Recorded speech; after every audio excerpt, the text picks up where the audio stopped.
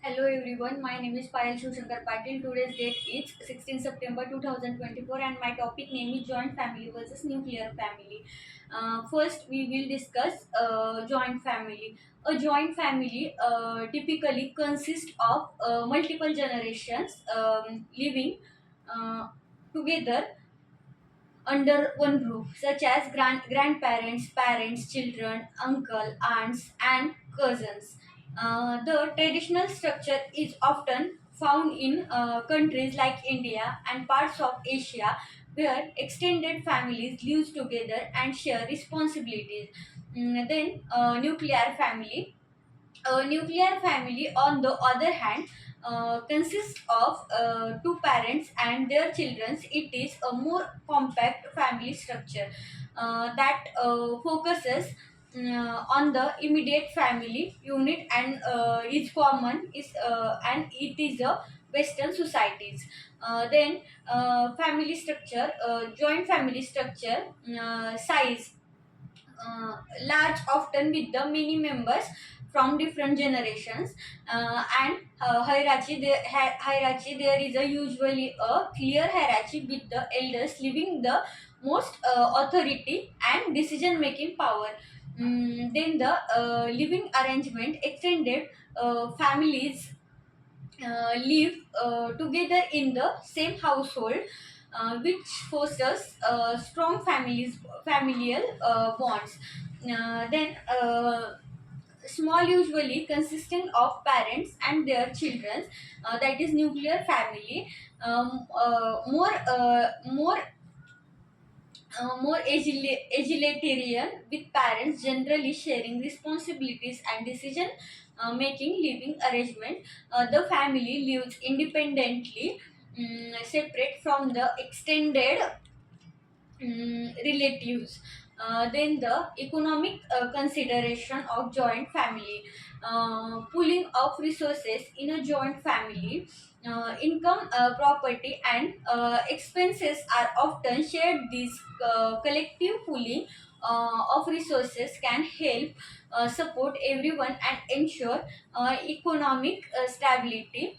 Then the saving and investment. Joint families can sometimes accumulate savings faster due to the shared expenses, allowing for the investment in the properties or businesses. Nuclear family, individual responsibilities, financial responsibilities lies primarily with the parents. They bear the sole burden of the household expenses, education, and healthcare. Then the autonomy in spending, while they have more control over their financial. Nuclear families may face greater financial pressure without extended family support. Then the social and emotional support.